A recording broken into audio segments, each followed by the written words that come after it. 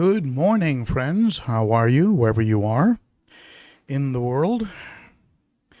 And welcome to today's cichlids and coffee. It's still called cichlids and coffee, but we know it's a lot more than cichlids now, right?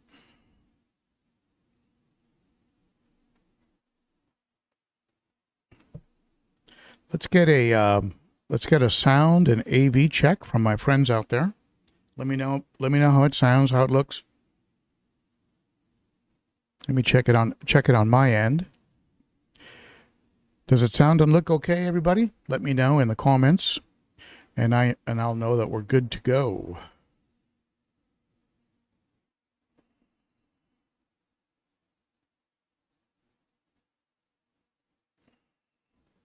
AV and sound is great. Thank you, Whips World. I appreciate that. Then I'll go ahead and take these headphones off. Big shout out to a couple folks that helped me out with the channel, and that is Northfin. I'm wearing my Northfin outfit today. That was given to me by Darius, the owner of Northfin. If you're not familiar with Northfin, check them out. They've got some great food, and it's part of what I feed the gang in here. Of course, I feed a mix, as you very well know. There's Northfin, there's Extreme, there's Sarah, there's Cunningham Tropical, there's a whole bunch of good stuff in there, and that's just how I like to feed the fish. So what do we have here? We have Jim's Fish in the house. Hi to you, Jim. Let's take a look at who's here, and more people are joining in, and that's good. Cat Sailor. Hey, Cat Sailor. Good morning to you, my friend. Angelo is in the house. Hello, Angelo. Good morning to you. And Paul Newman. Hey, Paul. Good to see you there, my friend. Hey, Salient, one of my wonderful moderators. And a big shout out to my moderators who help keep the live streams family friendly. Salient Aquatics in the house. Hello to you, my friend. And Adam and Canton. Let's go. Z-Zip is here. And Ron is in the house. Hey, GP. Good to see you, my friend. Brandon Lightcap is here. Hi. Is it Branton? Branton Lightcap. Good to see you, Branton. Glad you're here. And XARSKAX. Hello to you as well. All right.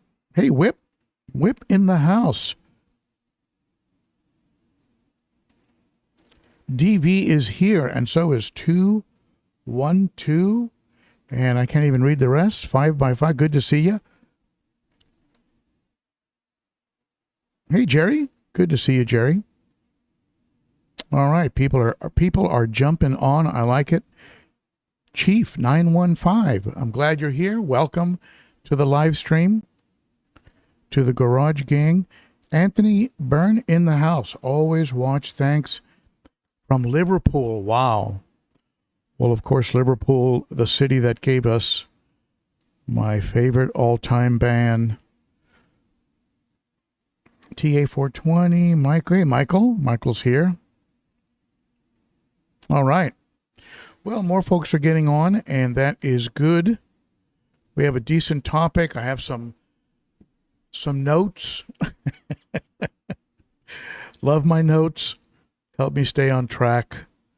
And let's go ahead and let's do the official start here. I just love you. I just love doing this. I don't know why, but let's go ahead and do it.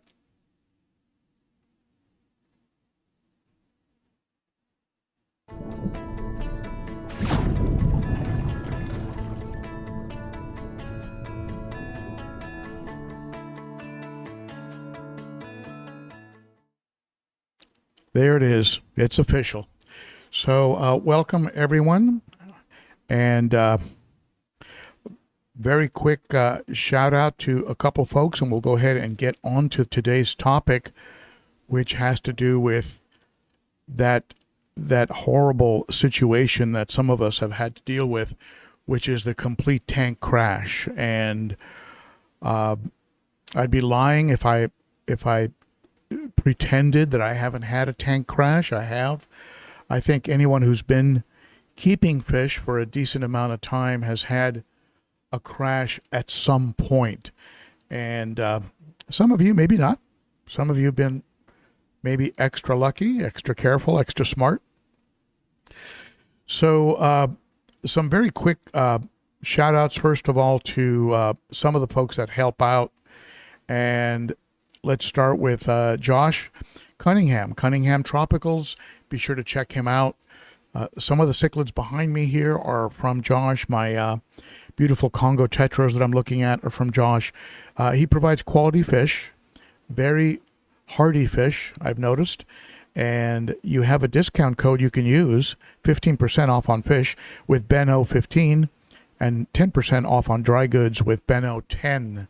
So take advantage of those codes and stock up with Cunningham Tropicals.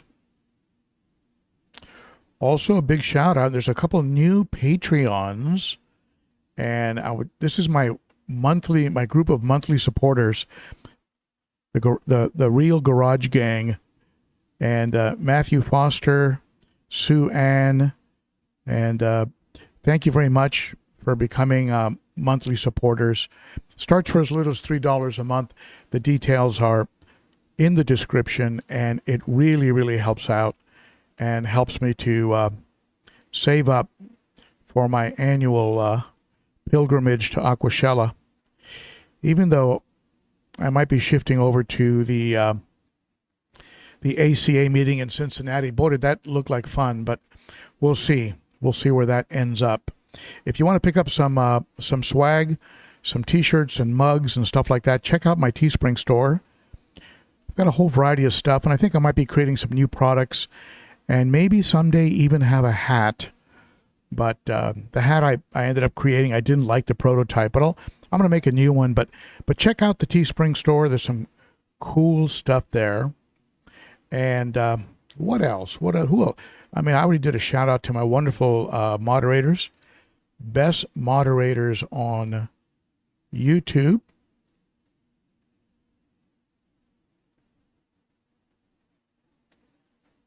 Also, if you go to Amazon, and who doesn't go to Amazon, use this URL.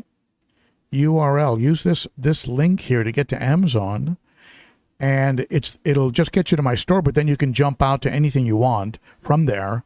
But anything you buy at Amazon will give a credit to the channel. So it's kind of a cool program. You get to Amazon using that link, and then you go do your normal Amazon shopping, and you end up helping the channel with a small percentage.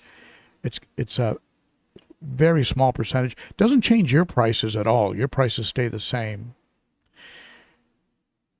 And last but not least, let's see here.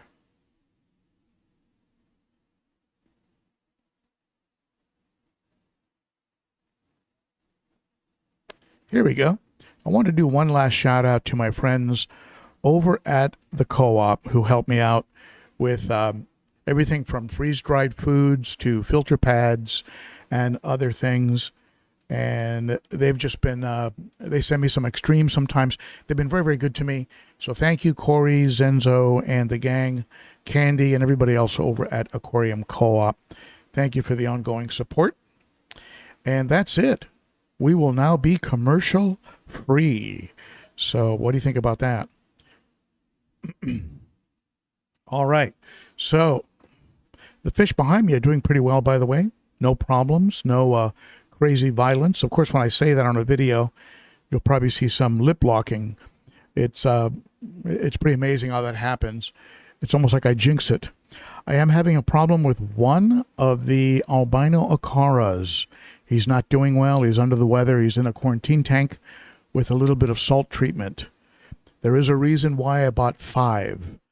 If you really want to create a centerpiece fish and you want to grow them out, I suggest you buy at least 5 of them, because it's a bit of a journey to get a fish to become a big, beautiful, fully developed blossomed fish. And along the way, there can be some bumps, some unforeseen things,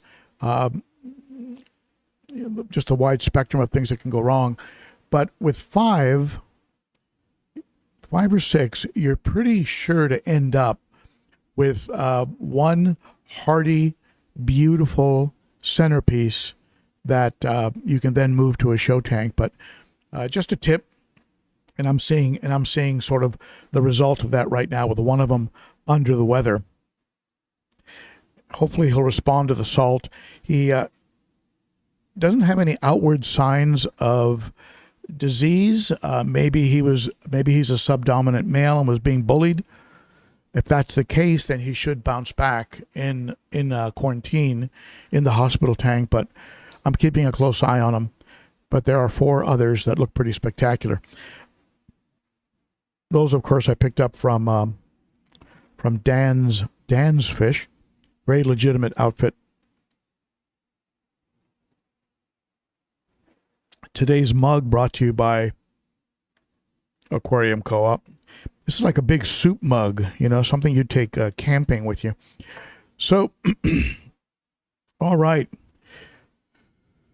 Hey, our Baglio in the house. Tracy is here, and Miguel, and more folks are jumping on. Hey, William, good to see you.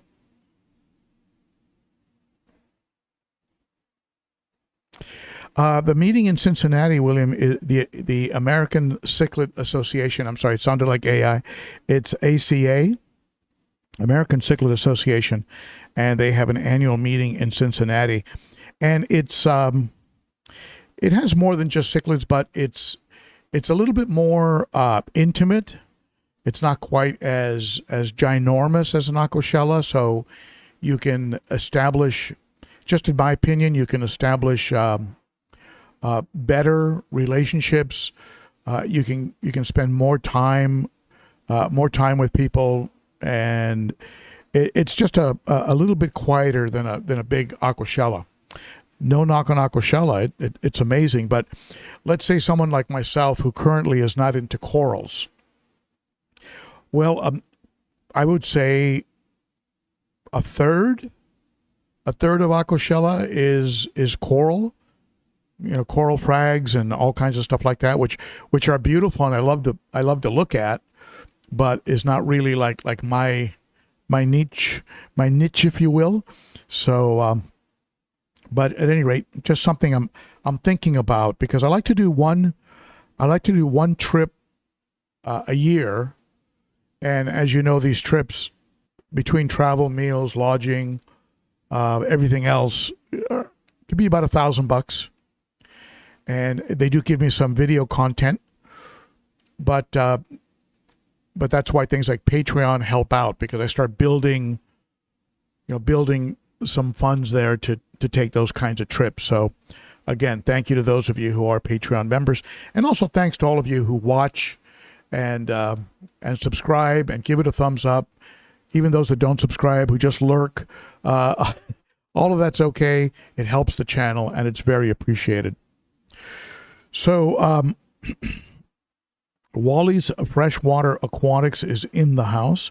C&M is in the house. I believe there are a lot of swaps, C&M. CM, I believe there are a lot of swaps, and a lot of, some vendors are there. I think last time I was there, you had Zoom Ed, Cobalt, the big ones show up. Energetics had a booth. I mean, I'm going back like 5 years, but it was, there were some major guys there.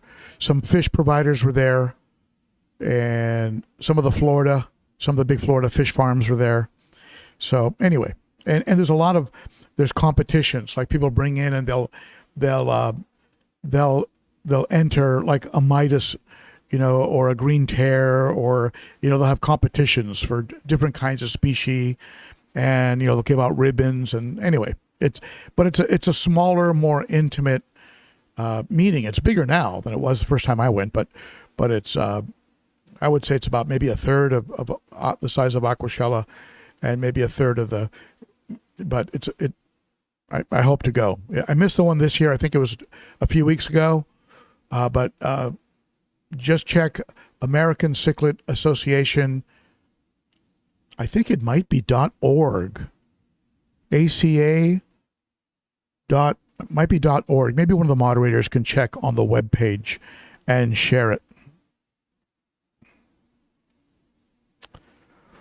All right, so let's get into today's topic, and we're going to talk about crashes.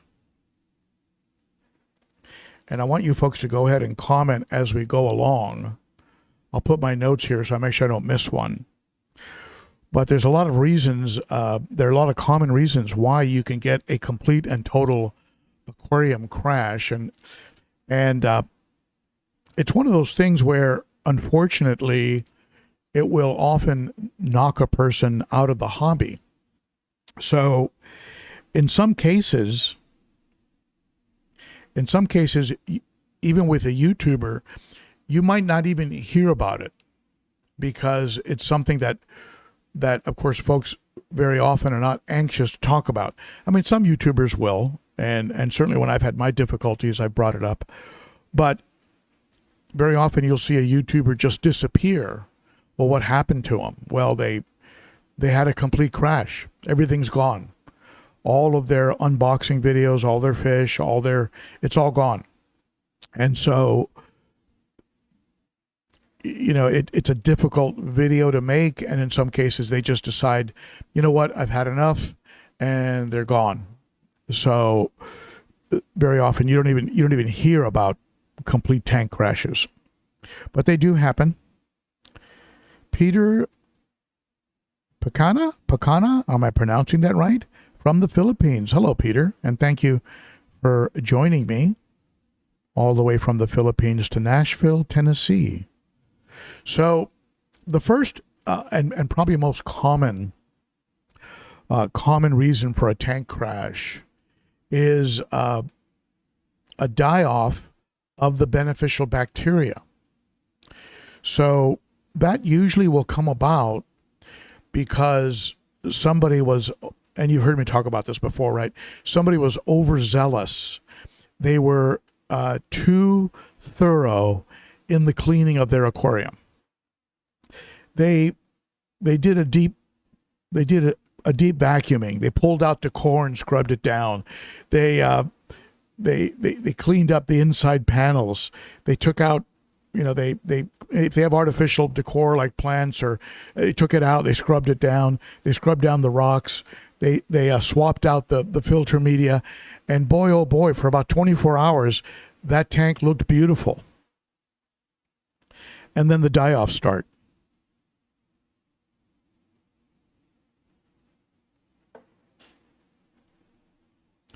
And then what happens as the die-offs are starting is the beneficial bacteria is making a comeback.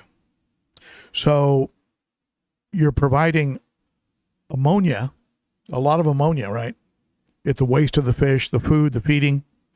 So you're providing this ammonia, and so you're sort of you killed off the bacteria, but at the same time you're sort of turbo starting it with a bunch of fish waste and food. And so the BB comes back relatively quickly, but the ammonia spike kills off the fish, or at least kills off some.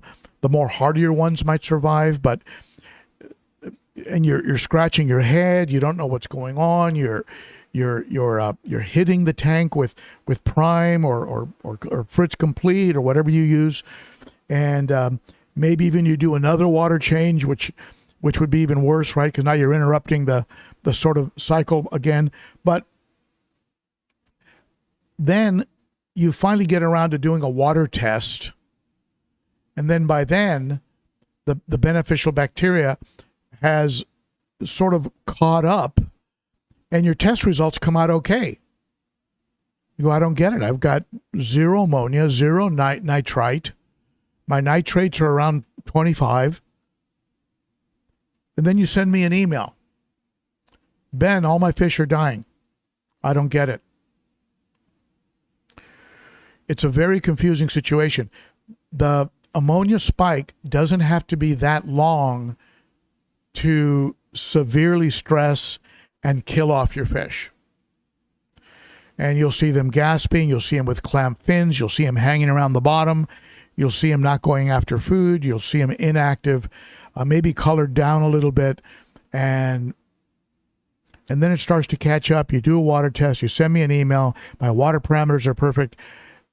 And any tip I give you is going to be way off without getting the backstory. And the backstory is that you did too much. If I clean a hang-on back, that week I will not vacuum or do a water change. Now, some of my tanks are so well established now, especially with the deeper substrates, that I probably could. But I don't. I mean, there's enough bacteria in the substrate, especially these tanks that have 3, 4, 5 inches of substrate, that I could swap out all the media in probably the sump and the FX6 at the same time, and do a 30% water change in this 210 gallon on my left side here, and I'd be okay. I'd probably be okay, but I'm not going to take that chance. If I work on the sump, that's all I do that week. If I work on the canister, that's it for that week. If I do a 40, 50, 30% water change and a light vacuuming, that's it. That's it for that week. Everything else can wait till next week. So a big beneficial bacteria. Now, you can also bring those same circumstances about by overwhelming your bacteria colony. And what do I mean by that? I mean, which is just sort of a different version of what I just talked about. You can put too much too fast. You go out, you buy 10 4-inch fish, 5-inch fish, you throw them into that 55 gallon, and the waste production is faster than the beneficial bacteria can keep up. And so you have this sort of momentary bleep on the ammonia radar, just enough to shock the fish. And then the BB catches up. And you go, wow, a few of the fish I bought are weak. I must have got some bad stock. You take them back to the store, your water parameters seem okay, the BB caught up, but you had a momentary ammonia spike, and you know, if the store is a good store, they give you a refund, and they don't get into it with you like, hey, you know, maybe you overwhelmed your aquarium for a few days, right? The aquariums will catch up. Beneficial bacteria grows pretty quickly. So it does catch up relatively fast, but and so it can trick us sometimes. So when we do our test, we throw a test strip in there, and after a few die-offs, it looks good, but it wasn't good a day ago. So 2 ways to do it, right? You can kill off bacteria by messing too much, or you can overwhelm the bacteria by creating too much of a stress on it by adding too many fish too fast. So if you're going to, let's say when I start swapping out these 55 gallons, I might take all the fish that are in the 55 gallon planted aquarium and move them into the 29, where I already have some fish growing out. That's probably going to be more load than that 29 can handle. So I'll probably also bring over the hang-on back filter, which is loaded with beneficial bacteria. And I'll probably hit the tank with some water conditioner for a few days, right? Let things kind of ease in and catch up as I swap out the tanks, and then bring that hang-on back to the new tank with fresh conditioned water, and and then bring all the fish back to the new 55 that I'm getting from glass cages. So that's reason number one. Reason number two, and I've got 10 of them for you. 10 reasons for a crash. But reason number two happened to me, and that could be a drop in oxygen. And that could be because something changed in the aquarium. Maybe in my case, right, you moved an output that was breaking up the surface. You moved it lower, or maybe you moved a wave maker lower, or a power head, and it's not breaking up the surface anymore. And so the O2 oxygen exchange isn't going on, and you start to have a die off. You'll see fish gasping at the top, or maybe at the bottom looking very, very stressed. And that can be an oxygen depletion. Now, the interesting thing about an oxygen depletion is that it will tend, and I'm talking to you from my own unfortunate experience, is it will kill off until you get to the level that can be supported just by the amount of O2 exchange that's going on. So you'll lose a few of your big guys and maybe a few of your smaller, maybe a few cories, right? Maybe a few plecos, a few of the fish that normally swim near the top. They'll be okay. So you'll lose 3 or 4 big fish. You'll scratch your head. Your water parameters test out good. You don't know. I don't know what happened, what's going on. You can also have an increase in the temperature of the aquarium. Let's say you're treating for ick. You did a little research. You found out that you can kill off the cycle of ick by raising the temperature. So you put the temperature, you gradually move it up to about 85, but you don't add an air stone. And at 85 degrees, oxygen can't really dissolve in the water, and you start to have a die-off. At the same time, the ick is getting better, so you're really confused. What's going on? The ick looks like it's gone, but my fish are dying. Well, they're dying because at 85 degrees, without more surface tension breakup, you're depleting, you're denying oxygen, you're choking the fish. So when you do that kind of a ick treatment, consider adding an air stone, maybe a sponge filter, something that'll, maybe a power head or a wave maker pointed slightly upward, that'll allow more tension breakup, right? So oxygen is point number 2. And by the way, during this talk, if you think of some, go ahead and share them in the chat. Maybe we'll do Tank Crash Part 2. Include some of your suggestions. But wait till I finish all 10, because I might be about to talk about the one you're about to bring up. Now, another point number 3. Point number 3. A sudden pH shift. Now, I talked about this in a recent short that I released. I released a short on how I was trickling water into one of my aquariums and refilling it after a water change, because the water coming out of the tap was hotter with just cold, straight cold, no hot. It was hotter than the aquarium. So I had to sort of slow trickle it. And because I slow trickled it, it never changed the aquarium temperature, at least according to the actual readout I have. And but I also talked about how when you do that, if there's a shift in pH, if there's a difference between your aquarium and the tap, you're not going to have a big pH shift. Now, if you go for 3 weeks, 4 weeks, a month between water changes, there's a chance that your aquarium is going to gradually shift pH based on what you have in there.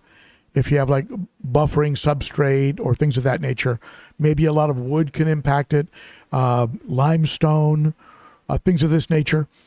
Your pH might shift and end up noticeably different from what's coming out of your tap.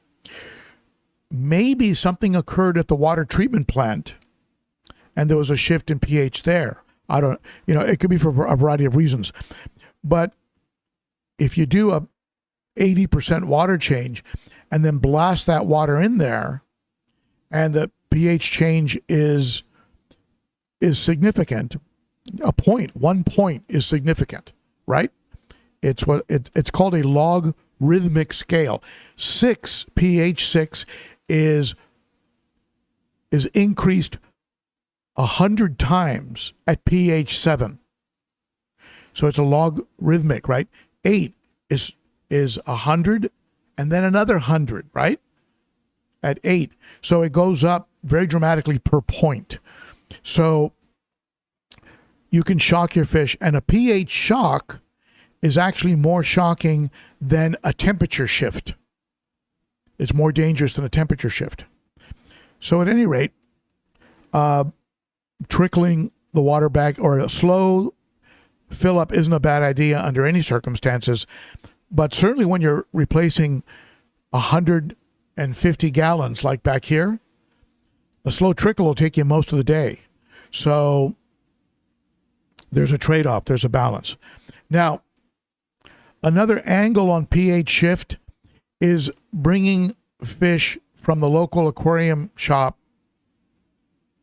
and you do a flop and drop. Now, I've never had a problem with this. When I flop and drop, the fish tend to adapt very quickly.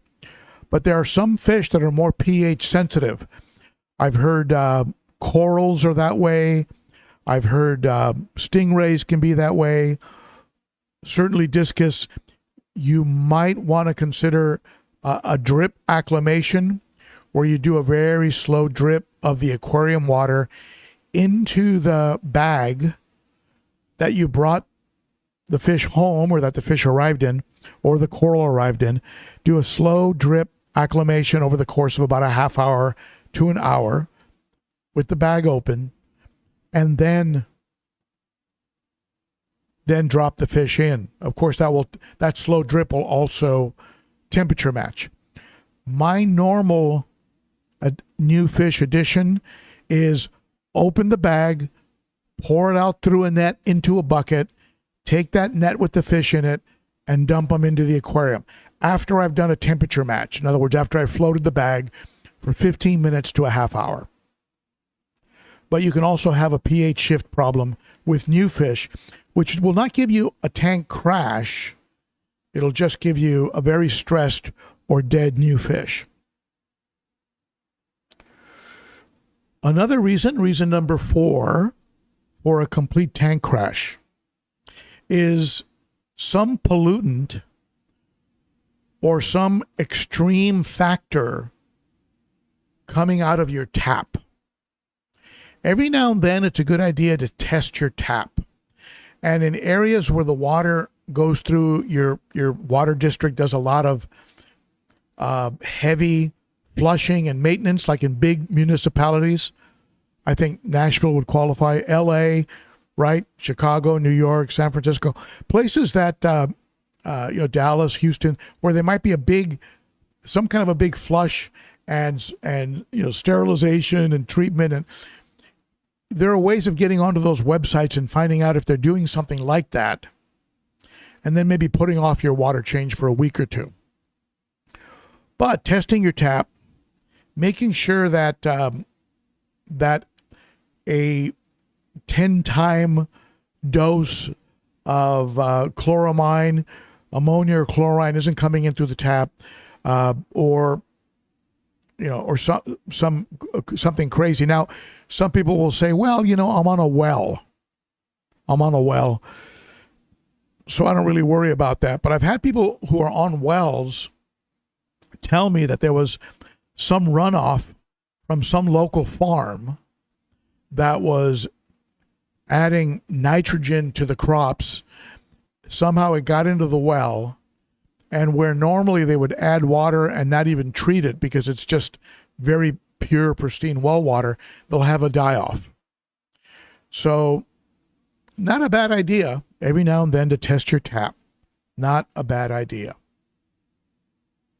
Point number 5, and if you've experienced some of these, let me know in the chat. But point number 5 is the introduction of disease into your aquarium. Now, you know how we do this, right? We buy a fish and we're so anxious to add that showpiece to the aquarium that we dump them right in. Now, I've made this mistake. Maybe some of you have made this mistake. Maybe some of you have been really, really lucky and never had it be a problem. But the logic of because it's never been a problem, it will never be a problem is actually faulty logic. Because you've never been in a crash doesn't mean you'll never be in a crash.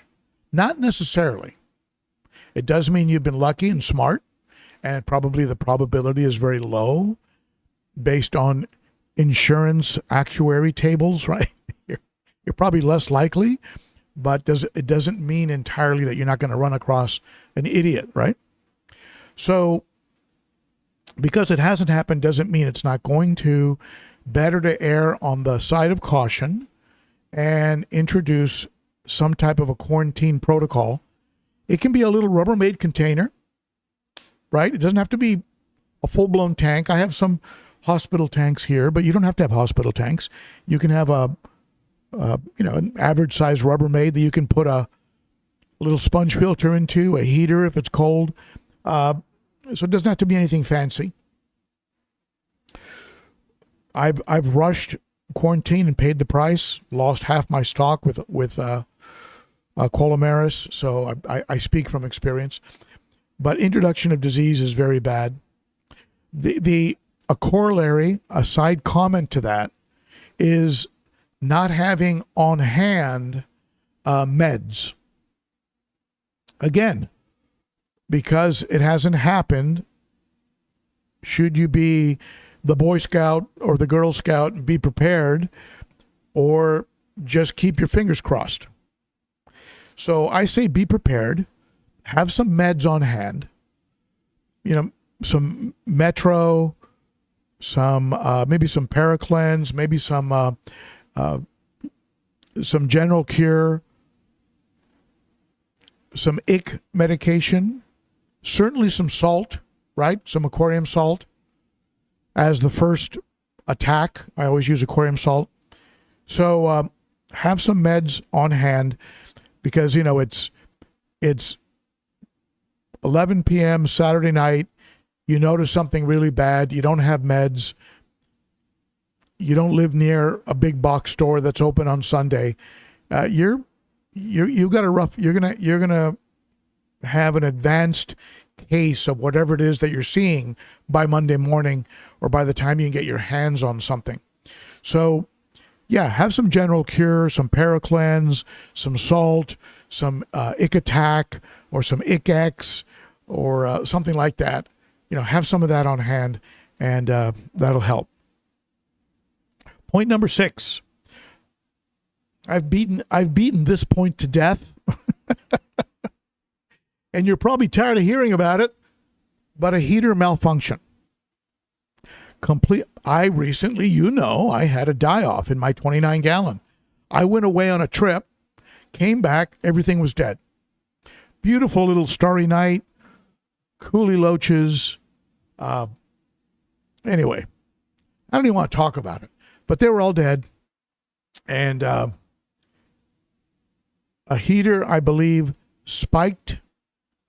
Everything died after a power outage. Then there was everything reset.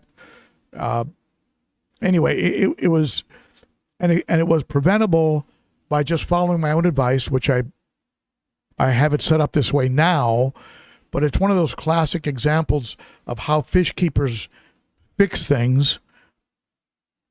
They close the barn door after the horse is gone. I learned the lesson the hard way, and then now I've added a controller to a hospital tank, which normally I wouldn't have controllers on a hospital tank, but I learned.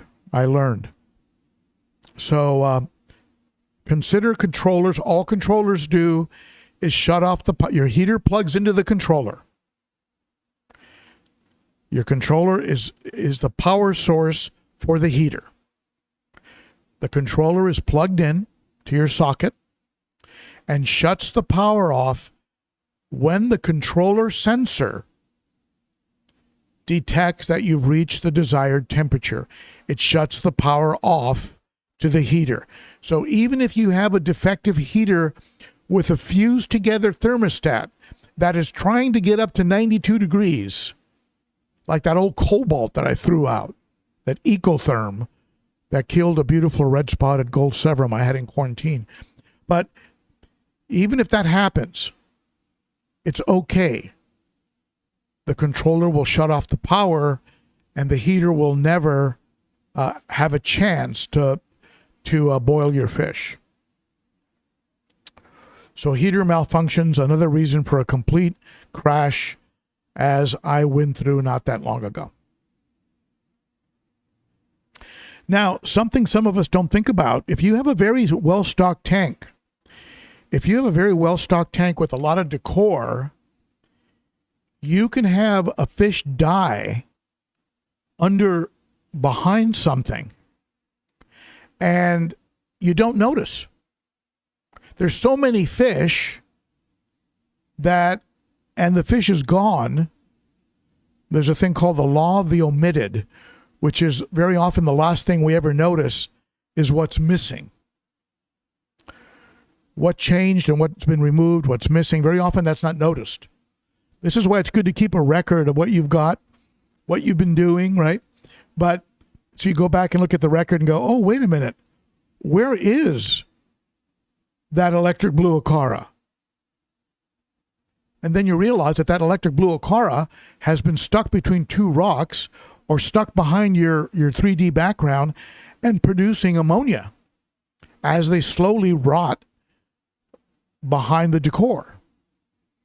So something dead in your aquarium can create ammonia and be just this little ammonia factory, and that you can't quite figure out. Why am I getting a read on my test for ammonia? Where's that coming from? And you do water changes and you do this and you do that. And it's not until you move some rocks that you go, oh, that's right. I haven't seen this Ochart in a while. And there he is, right? With no eyes and belly because the other fish ate it and just sort of turning into a skeleton. So watch out for something rotting. Point number 8 for a complete aquarium crash. Point number 8. No backup. And this can be two ways. But I'll talk about the first one. We'll call that one point number 8. And that's, again, it's 10 p.m. on a Saturday night, and you have your hang-on back filter, the only thing you have on the aquarium, burns out. The hang-on back is what was creating surface tension breakup. There's nothing else creating surface tension breakup. You can't get your hands on anything until Monday. So you've got a problem. No water movement, no filtration, and a gradual decrease in oxygen. Even worse, let's say you fed the fish on Saturday night, you went out early morning to go do something Sunday, you don't come back till Sunday night, and that tank's been sitting there, and half the fish are dead, the other half are struggling, and you don't have any way to fix it. So what do? I suggest you buy yourself a cheap filter Doesn't even have to be a cheap filter. Get yourself a filter, remove the media from the burned out filter, put it into that backup, and plug that back up in. So if the tank is bigger than 55, you should probably be running 2 filters anyway. So if my sump pump in my 210 blows out, the canister filter will keep creating some type of water movement. If one of the pumps in the 300 blow out, there's a second pump. It's a 2-heart system, so it has 2 pumps. So the second pump will keep going. But if they both blow out, I have the FX6 that'll keep going, right? So redundancy and backup on bigger tanks is a good idea. On a smaller tank with only one, have a little Phoenix, like that little Phoenix hang-on back. Have one of those sitting in a cabinet. It doesn't cost that much. Whip it out, throw the media from the burned out filter in it, plug it in, and start researching on where you can get a replacement for your main filter. So have a backup. Now, point number 9 is similar vibe, a similar type of problem, and that is power backup. A reason for a complete crash. You go to bed, the power goes out at 11 p.m. You're in bed. You go out the next morning, you go fishing. You go with your family somewhere, you come back early evening Sunday, and your fish are in really bad shape. So a couple things. You can do you can have those lithium powered air pumps that will keep going for a day. That's good. That can help. That'll keep water circulation, that'll keep surface tension breakup, and keep the oxygen at a level that will sustain the fish, right? On a more advanced level, you can have battery backups, uninterrupted power supplies. They sell them from small car battery size all the way up to big, right, 3, 4, 5,000 watt units. And up from there, you can get into outside generators that plug into your house. I've got one that's 12,000 peak watts. You start to go up in cost, right? Certainly if you're in a place that is prone to blackouts or brownouts or rolling blackouts, like when I was in Los Angeles, that was very common to get these rolling blackouts, brownouts. That's why I don't really understand how they want to have everything be on an electric car, because they can't even plug it. How are they going to plug those cars in? So they can't, the grid can't take what's going on right now during hot days, right? So here in Nashville, it looks like the grid's in a little bit better shape. We still get blips, right? Especially in severe weather. We get, snow, lightning, an occasional tornado, maybe once or twice a year. This will knock down branches, knock out power lines. So have some power backup. Otherwise, yes, you can have do you remember the one back in Houston where they didn't have power for a week or more? Some of my friends lost everything. There were fish stores that lost everything. They just lost everything. All right, number 10. And a lot of you have been here and done that, and you've heard me talk about it. You've heard others talk about it, and that is the let me do a pause so that in the actual video we can do a commercial right here and make people hang in there. Number 10 is the air during a water change.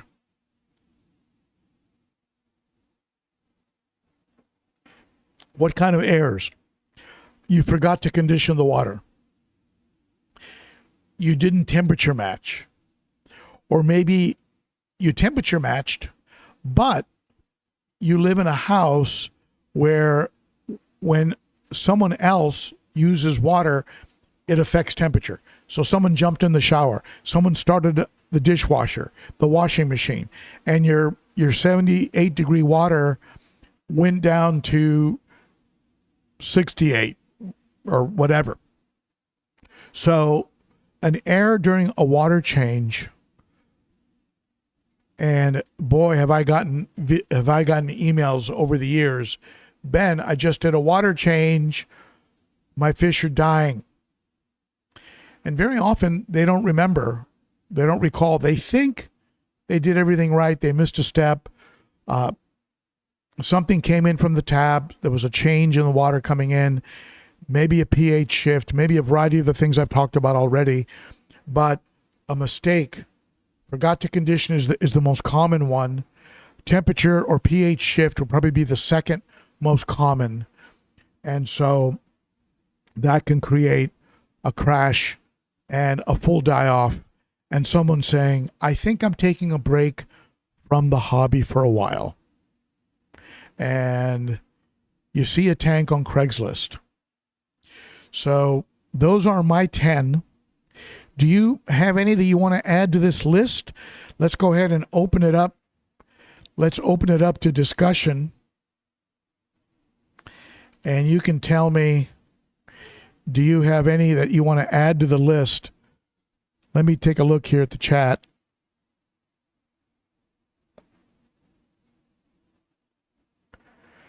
Brian P., all my tanks run multiple of everything. Heaters, filters, air pumps. Smart man. Smart man. That is, if you look at aviation, right?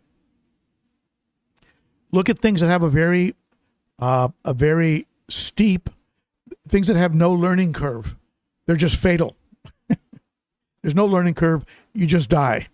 Aviation has backups, right? Backup cabling to the wing flaps, backup fuel, backup parachuting, backup parachute, right? Main parachute fails. You've got a backup parachute, right? Things where there's no real learning curve. It's a very sudden, severe, and terminal outcome. So redundancy, very, very, very, very good.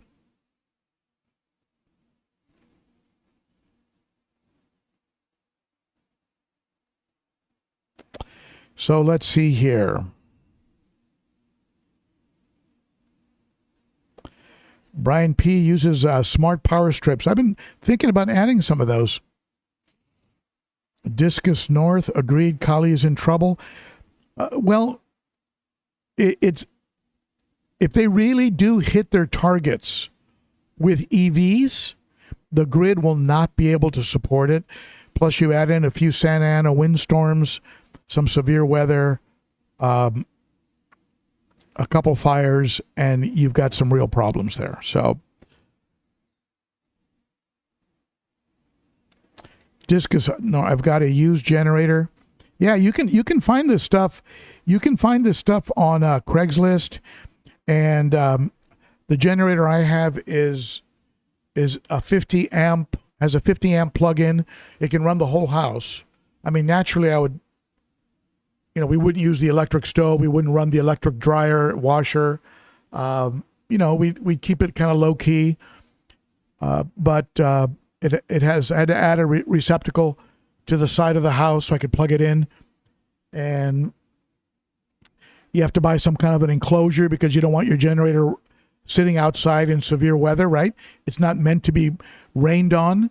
So you've got to have an enclosure for it that covers it but lets it breathe. So there's lots of moving parts with the generator, but I'm going to run mine on propane, so I don't have to be servicing the carburetor. I've got a huge propane tank on wheels.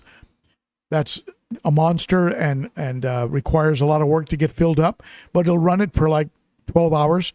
So should be pretty good. Ex Kali Keb, you're late, but it's okay. And the Tour de France is amazing. I'm going to be watching the Olympics starting a week from now. I am really looking forward to the Olympics. The American track and field team, swim team, gymnastics, we have got amazing talent going to Paris. Hey, Jerry, when you do topics, you are so prepared that I can't add anything. Thank you, Jerry. I appreciate that, my friend.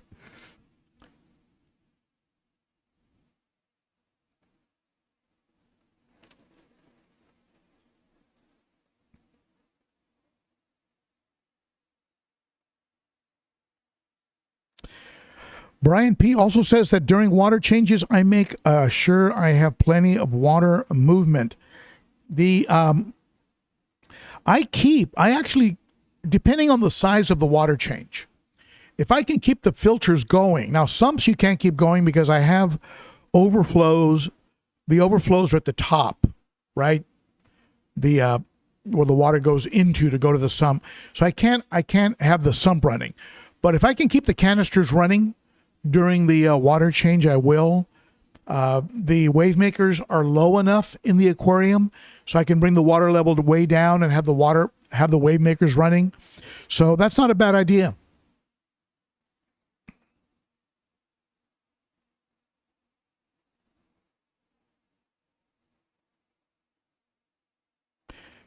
MIDI Mac heaters has been my nemesis.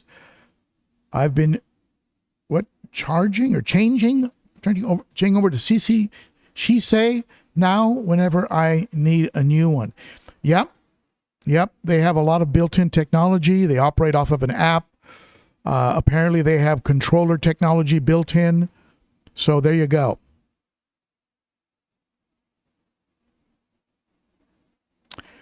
(212) help deck AI consumes gobs of electric. Now, do you mean that if we have things that are running, like we have things that are just running 24/7, listening to us, monitoring? I could see that. There's a drain that wouldn't have been there otherwise.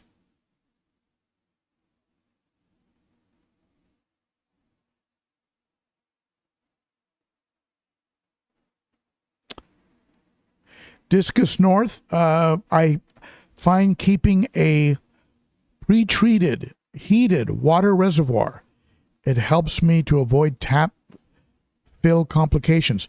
That is, if you've got the room to do that, a big tub is not a bad idea.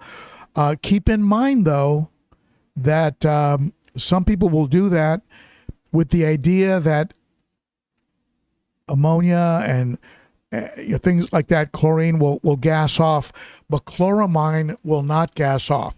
So you say that you're treating it, and that's good because that will neutralize chloramine. Chloramine has to be treated. It will not gas off.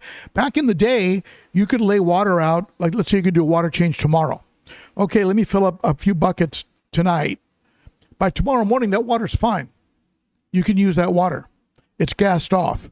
You can't do that anymore. You have to treat your water. If your district is using chloramine, and it's almost being used everywhere.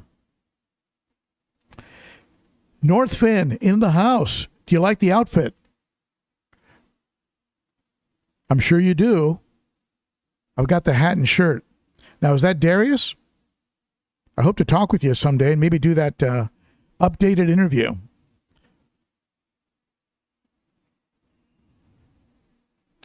Hey, Denny. Yeah, sorry to hear about that. Sorry to hear about your dog having some issues there. Just went through it myself. Never fun.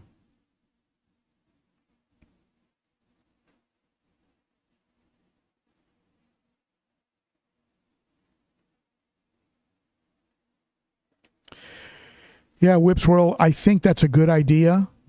I think, you can buy stuff pretty inexpensively. You can buy some inexpensive, Hygger filtration, like some Expert-Matic units. You can buy Phoenix, those small little hang-on backs from Aquarium Co-op. There's a lot you can do and just have on a shelf. So, smart. I think the best initial investment is lithium, rechargeable lithium battery powered air pumps. I think that's probably the best first line in the event of a power outage. Now they'll just keep running. Angelo comes in with a super chat. Thank you, my friend. Very appreciated. Very helpful. Super chats are a way for you to throw some money. Throw some money at the channel just by going to the chat area, hitting the money sign, and doing it.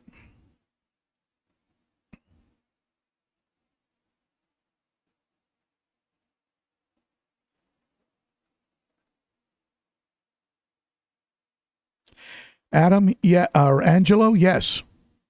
I think, if you're in the ballpark, you're going to be okay. Some of us are a little more obsessed. I like to get it within, I have a digital thermometer, so it's real easy to work with. Gives me a nice big readout instantly. I like to get within a degree. But if I have a big refill, like a 100-gallon, 150-gallon refill, like in the tank behind me, and I have a big hot water tank, and it's working hard to keep up. But I'll stop midway and do a temp check, and see if I'm in the ballpark. And very often, what's happened is there's been an adjustment. There's been an adjustment in the temperature, so I'll go ahead and tweak it, and then keep it going. So if you have a big water change, maybe check it midway. Smaller water changes, even a third of my 55-gallon, certainly on my 29-gallon tanks, I don't do a midway check. I don't do that.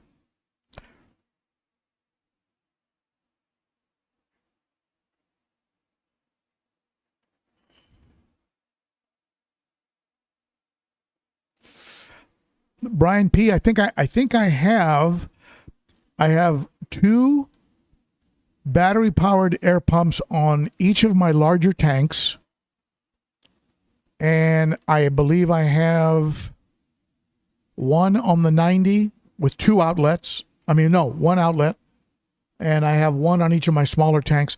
So I pretty much have them all. My planted tank doesn't have one, so maybe I'll add one there. But they're relatively inexpensive, and they can go for a day, which is usually longer than most power outages, unless you're in one of those severe hurricane situations, or like that Houston power outage that lasted, what did it last, 10 days? 10 days without power?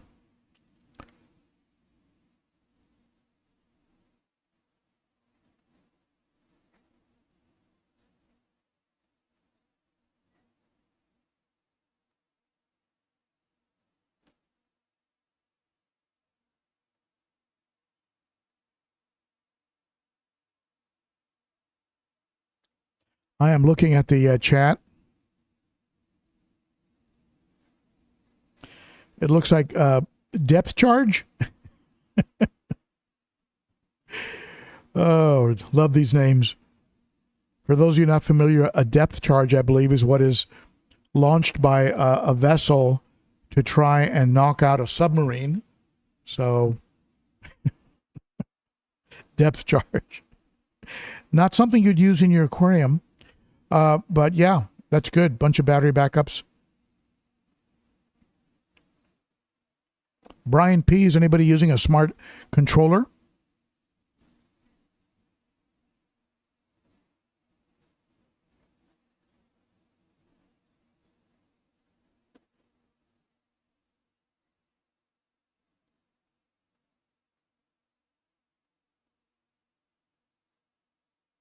Now, Ronald says you can install some type of a water mixer. Now, you start, if you want to know how to be really super careful, go watch a few of the saltwater setups. Watch some saltwater setup.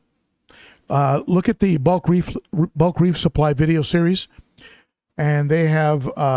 Imagine you've got a $10,000 coral setup, and one hiccup and those corals are dead. So these folks have backup upon backup upon backup. They have, slow drip, right? Slow drip fill up. They have they have all kinds of stuff going on. And very often that technology from the saltwater world will make its way over into freshwater. I have to do a video review on a product that I've been holding on to for a long time. And it's from a company called Hydra.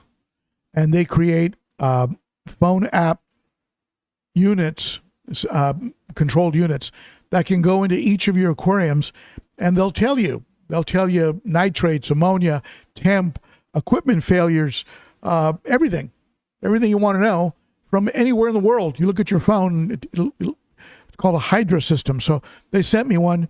I just haven't been able to install it and run it and be able to get a review out. But someday, and if the founders of Hydra are watching, I'm sorry, but I promise I will do it someday. I'll probably put it on a discus tank. That's probably where you got to be the most careful, I think, in the freshwater world.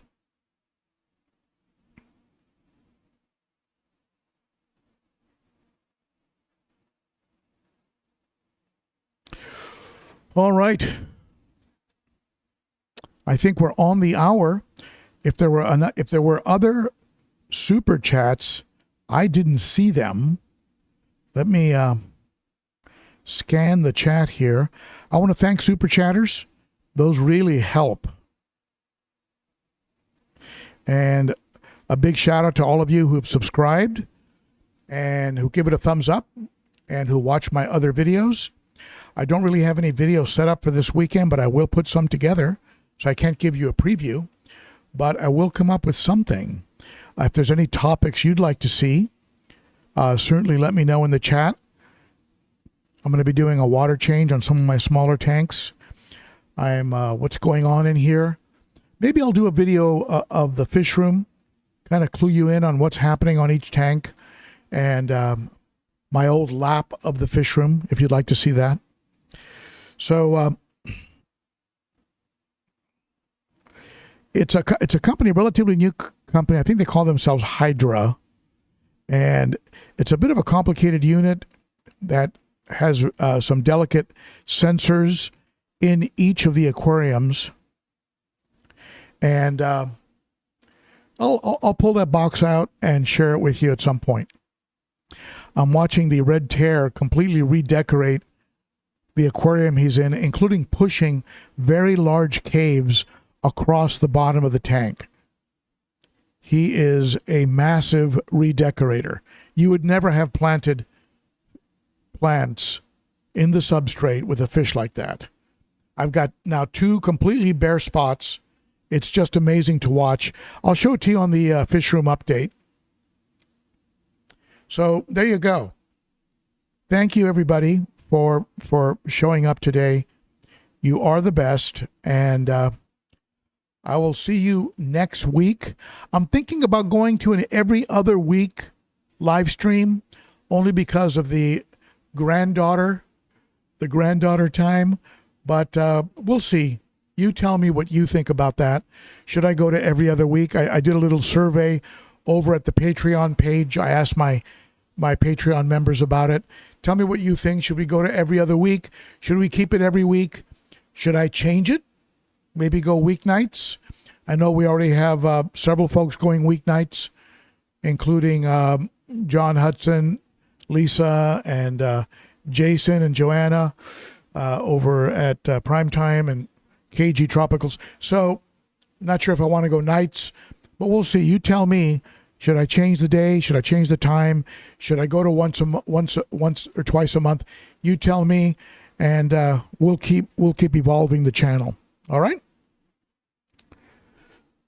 With all that being said, never forget, you rock, my friends, and I will see you. As of right now, I'll see you next week, and thank you so much for showing up. Thank you, moderators. You're the best. Bye-bye.